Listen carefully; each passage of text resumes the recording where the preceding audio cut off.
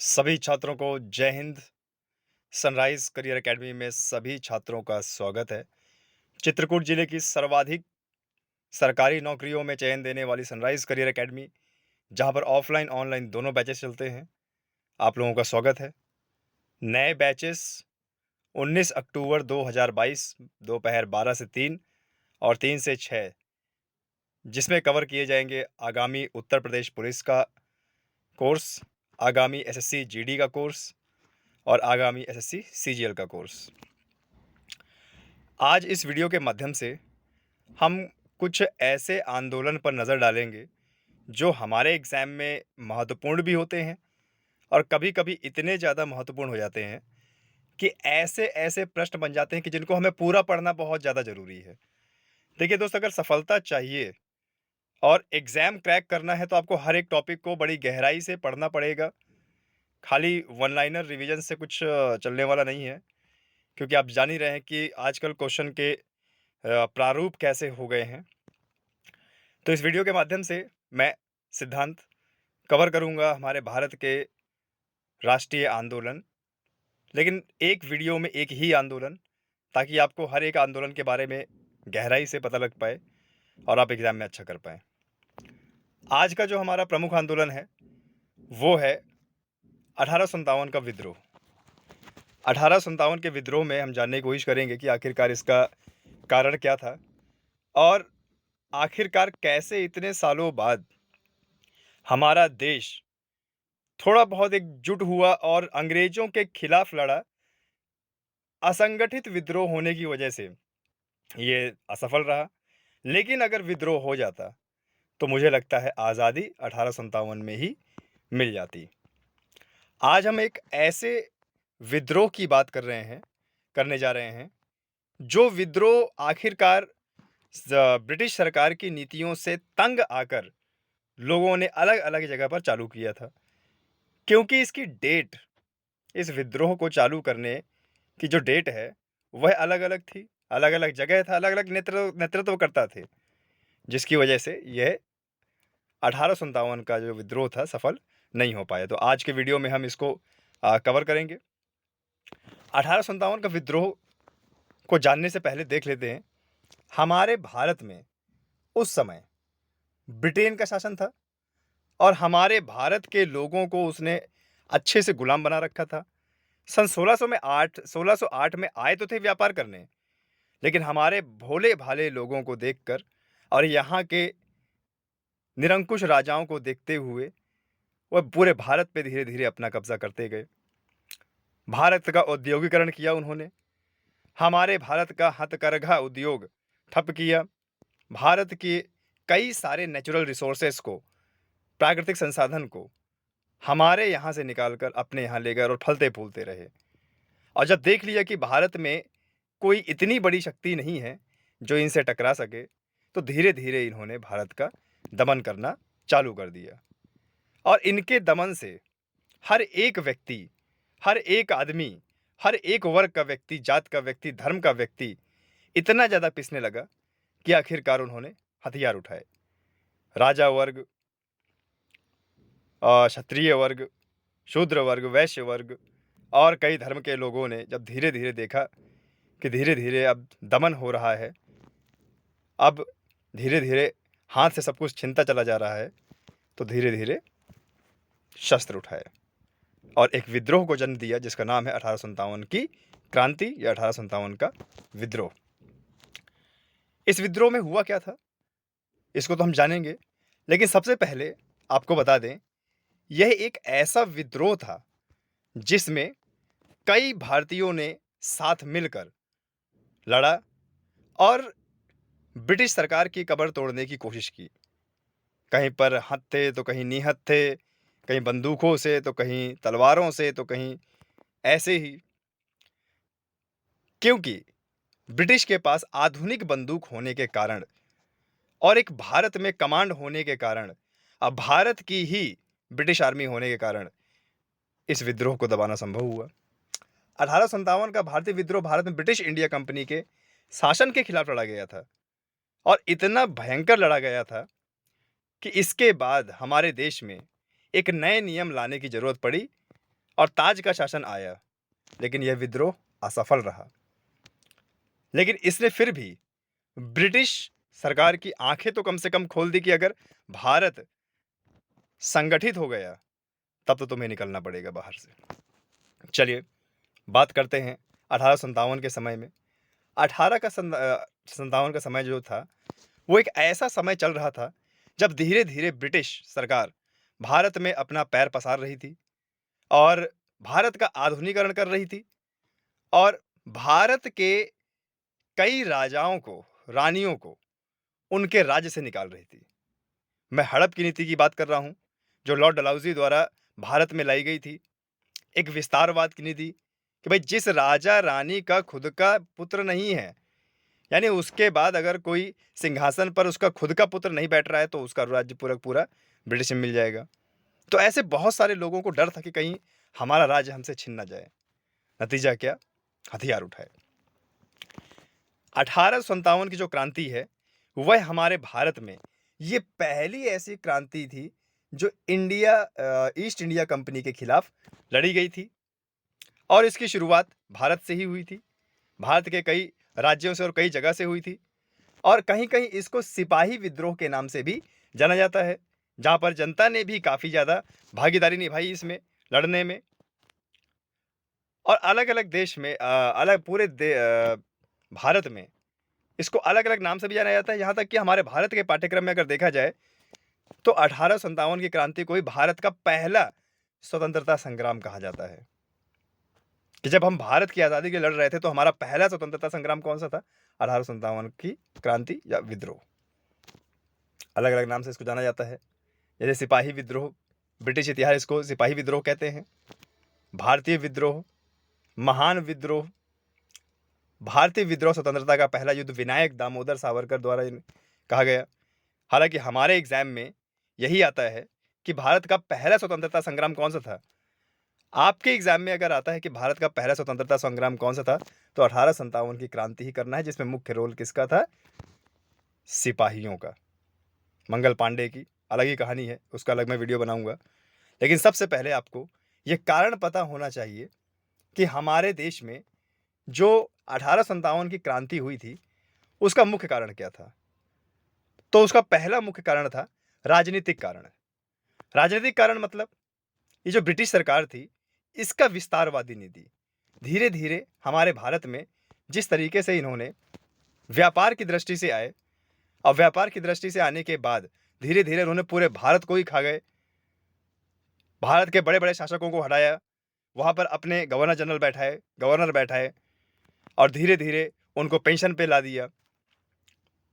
1857 का विद्रोह का जो प्रमुख कारण है वो है इनकी विस्तारवादी नीति कि भारत में अपना विस्तार करो, अपने धर्म का विस्तार करो, अपनी सरकार का विस्तार करो। और वो तभी पॉसिबल हो सकता है जब हम यहाँ के राजाओं को बैठा देंगे।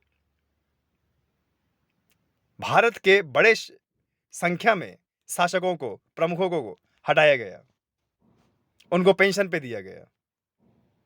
लॉर्ड डलहौजी की हड़प की नीति, और ऐसे जाल में कई सारे राजा फंसते गए कि जिनके कई सारे राज सिंहासन ब्रिटिश के होते गए।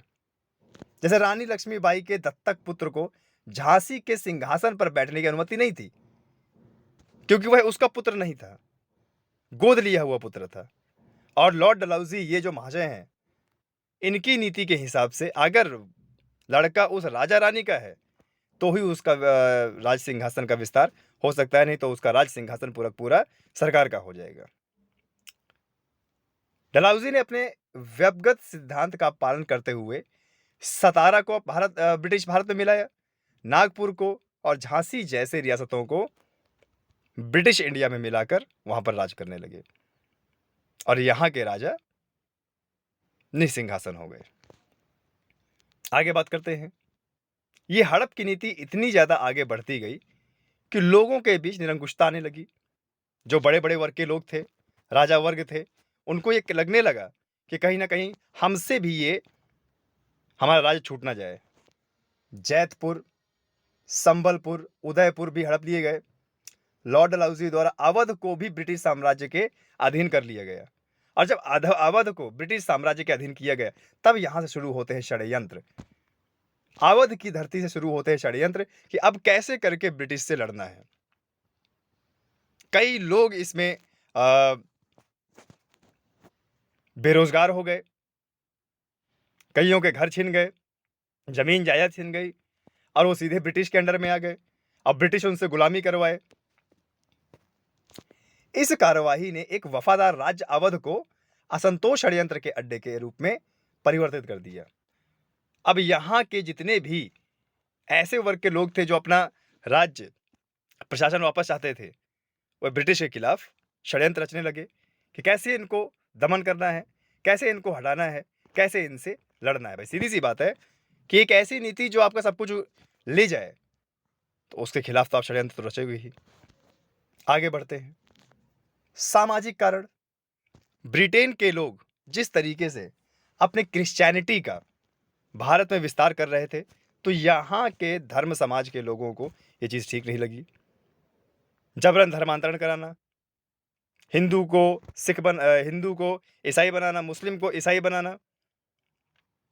धीरे धीरे जो ब्रिटिश नीतियां थी, अब यह भारत के हिंदू समाज, मुस्लिम समाज के धर्म के अंदर भी धीरे धीरे जाती जा रही थी।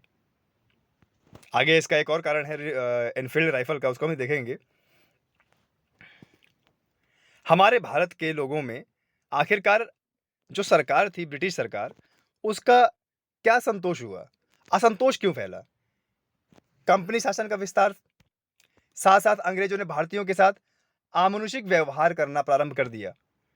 हमारे देश के लोगों को कोड़े मारते थे, गुलामी करवाते थे और एकदम नौकरों जैसा बर्ताव करते थे और 12-12, 13-13, 18-18 घंटे उनसे काम करवाते थे। भारत में तेजी से अपनी पश्चिमी सभ्यता फैला रहे थे, जो हमारे एक बड़े वर्ग को भारत के धर्म से हटने का एक चिंता प्रतीत हो रही थी कि जिस तरीके से ये पश्चिमी सभ्यता हमारे भारत में आ रही है, कहीं हमारा ही धर्म हमसे ना अलग हो जाए।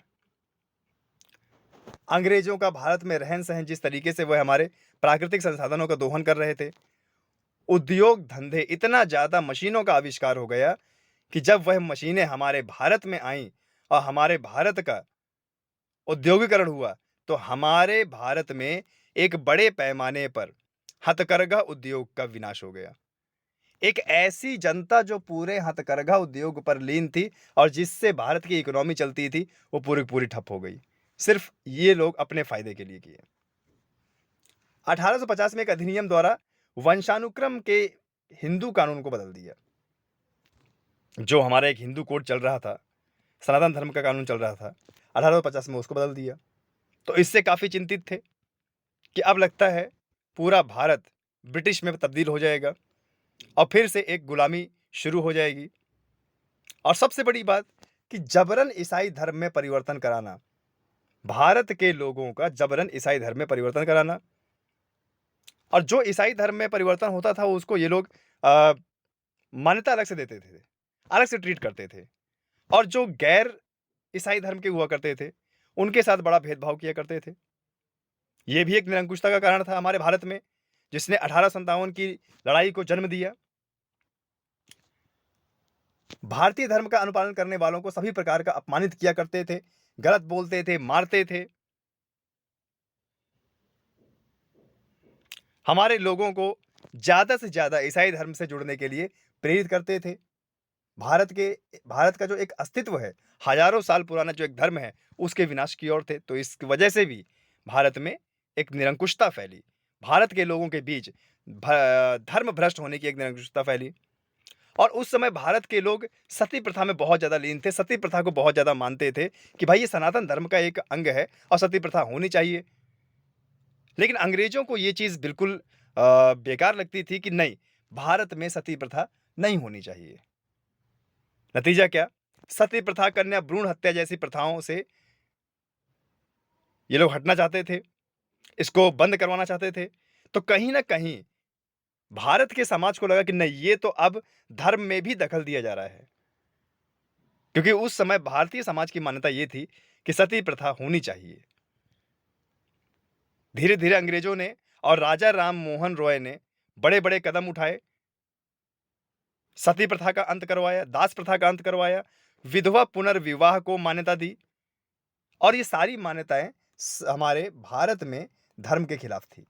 तो लोग सोच रहे थे कि अब ये उल्टा ही धर्म चला रहे हैं, सती प्रथा नहीं होने दे रहे हैं, पुनर्विवाह को वो बल दे रहे हैं। और राजा राम मोहन रॉय भी चाहते थे कि भारत से सती प्रथा को हटाया जाए। ये बड़ी क्रूर प्रथा है, ऐसी प्रथा नारियों के खिलाफ नहीं होनी चाहिए। और उनका यह भी मानना था कि नारियों को भी शिक्षा ग्रहण करनी चाहिए, और अगर किसी का पति मर गया तो उसे पुनर्विवाह का भी हक देना चाहिए। ऐसे थे हमारे राजा राम मोहन रॉय। इसके साथ साथ पश्चिमी शिक्षा का भी भारत में आना और भारत की शिक्षा का दोहन होना, शिक्षा ग्रहण करने के पश्चिमी तरीके हिंदुओं के साथ साथ मुसलमानों की रूढ़िवादिता को भी सीधे चुनौती दे रहे थे। और भारत में जिस तरीके से नई नई टेक्नोलॉजी शुरू हो रही थी, तो भारत के लोगों के अंदर एक निरंकुशता आ रही थी और ऐसा लग रहा था कि अब भारत पूरा का पूरा ब्रिटिश के कंट्रोल में। जिस तरीके से 1853 में भारत में रेलवे शुरू किया गया, टेलीग्राफ शुरू किया गया, अब ऐसा लोगों को लग ही नहीं रहा था कि अब कभी आज़ाद होंगे, क्योंकि जिस तरीके से ब्रिटिश अपने पैर पसार रहा था भारत में, भारत के लोगों को ही सैनिक बना के प्रयोग करे, भारत के सैनिकों को लड़वाए। और भारत के सैनिक जो बराबर के सैनिक हुआ करते थे, अंग्रेज के सैनिक और भारत के सैनिक, तो भारतीय के सैनिकों को जो सैलरी दी जाती थी वो उनके बराबर वाले सैनिकों से कम दी जाया करती थी। तो इससे सैनिकों का काफी ज्यादा शोषण हुआ, ड्यूटी बहुत ज्यादा कराया करते थे, वेतन कम दिया करते थे। इतना ज्यादा ब्रिटिश इंडियन आर्मी में भारत के लोग होने के बावजूद भी वेतन कम दिया करते थे और अपने अधिकारियों को ज्यादा वेतन दिया, यानी एक तरीके से सैन्य भेदभाव। और देख लेते हैं इसका आर्थिक कारण। हमारे भारत में आर्थिक कारण क्या था इसका? आर्थिक कारण की बात की जाए तो ग्रामीण क्षेत्रों में किसान और जमींदार भूमि पर भारी भरकम लगान कर वसूल करते थे, जिससे हमारे देश के जो किसान हैं, हमारे देश का जो किसान वर्ग है, हमारे देश का मजदूर वर्ग है, वो परेशान हुआ, क्योंकि ये लोग डायरेक्टली जमींदार को बोलते थे टैक्स के लिए, और जमींदार गांव के किसानों को परेशान करता था। इतना ज़्यादा टैक्स की रकम हुई कि कभी कभी किसान अगर पूरा पैदा करके भी अनाज सरकार को दे दे तब भी टैक्स पूरा नहीं हुआ करता था, और नतीजा क्या हुआ? ऋण ग्रसित हो जाया करते थे। इस चक्कर में अधिक से अधिक लोग महाजनों से कर्ज लिया करते थे ताकि वो किसी तरह अपना टैक्स दे सकें, और इस चक्कर में वह जिंदगी भर के कर्जदार हो जाया करते थे और पीढ़ियां दर पीढ़ियां उनकी कर्ज भरा करती थी। इतना ज्यादा टैक्स ब्रिटिश सरकार द्वारा वसूला गया कि कभी कभी सिपाही वर्ग खुद परेशान होके ब्रिटिश इंडियन आर्मी छोड़ के किसानी करने लगता था, क्योंकि वह सिपाही खुद किसान वर्ग से हुआ करता था।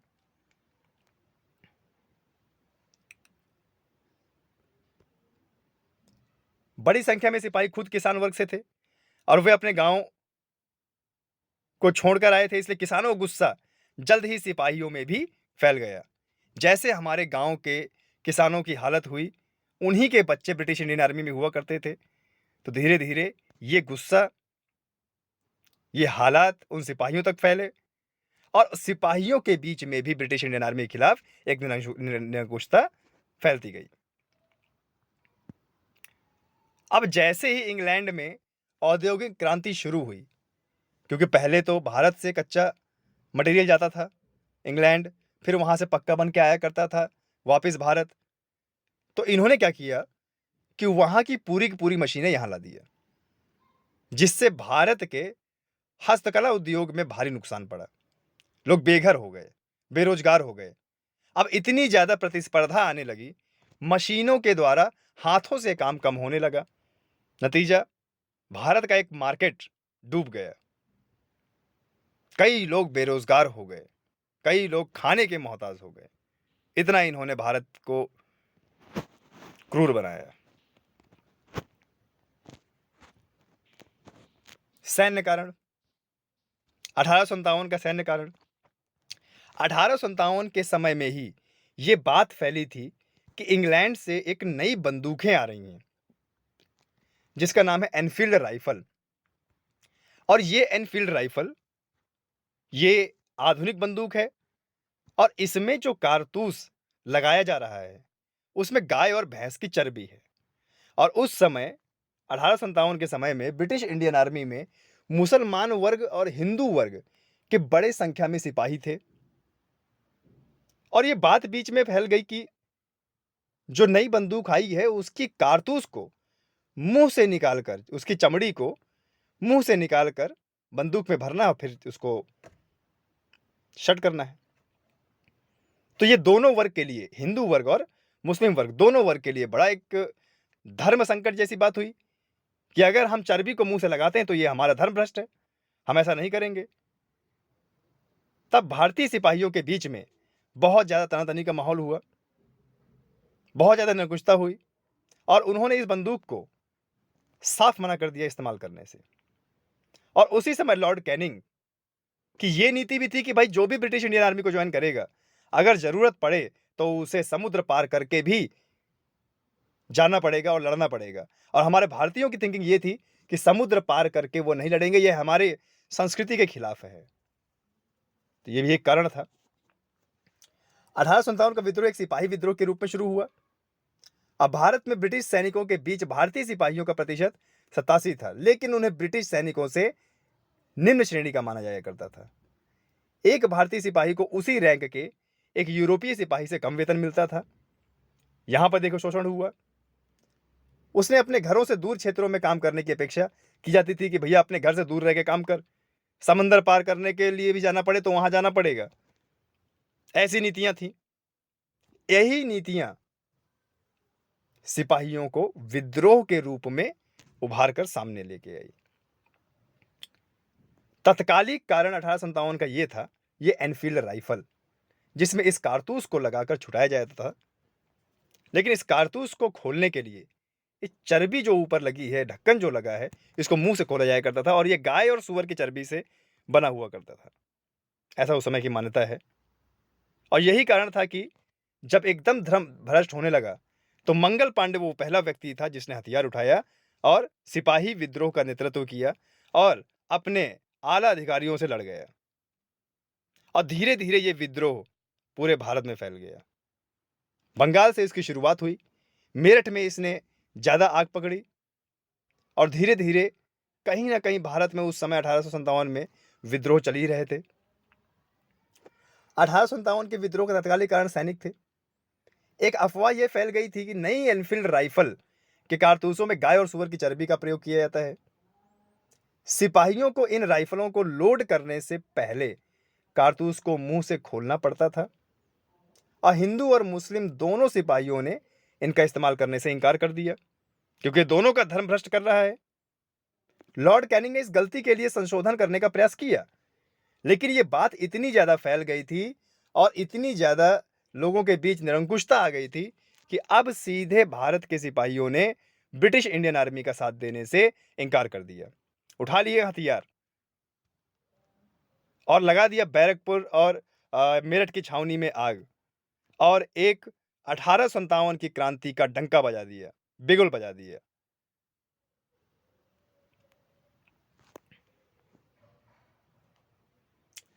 ये विद्रोह इतना ज्यादा हुआ कि खाली मंगल पांडे की टीम ने कई सारे आला अधिकारियों को मार डाला और जब मार डाला तो ये चले गए सीधे लाल किला, जहां पर मुगल बादशाह, अंतिम मुगल बादशाह बहादुर शाह जफर दोती अपनी पेंशन के दिन काट रहा था। वहां भी नेतृत्व करने को मिला, वहां से भी कई आवाजें उठी। मार्च 1857 को नई राइफलों के प्रयोग के विरुद्ध मंगल पांडे ने आवाज उठाई और एक विरोध चालू किया जिसको 1857 का क्रांति भी कहते हैं। लेकिन यह विद्रोह जल्द ही अंग्रेजों द्वारा दबा लिया गया और जब अंग्रेजों ने इस विद्रोह को दबा दिया तो इस विद्रोह में शामिल जितने क्रांतिकारी थे सबको फांसी की सजा दी। 8 अप्रैल 1857 को मंगल पांडे को फांसी दी गई और 9 मई 1857 को मेरठ में 85 भारतीय सैनिकों ने नए राइफल का प्रयोग करने से इनकार कर दिया था। विरोध करने वाले सैनिकों को 10-10 वर्ष की सजा सुनाई गई।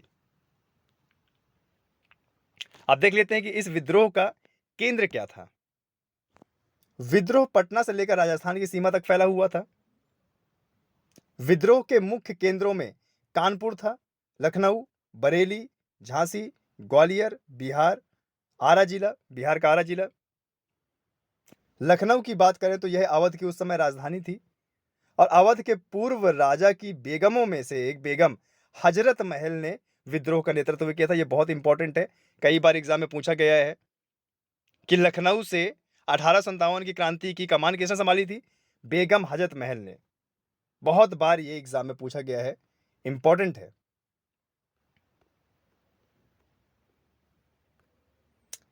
तो लखनऊ से किसने इसमें मेजबानी किया था, किसने नेतृत्व संभाला था इस 1857 की क्रांति का? बेगम हजरत महल।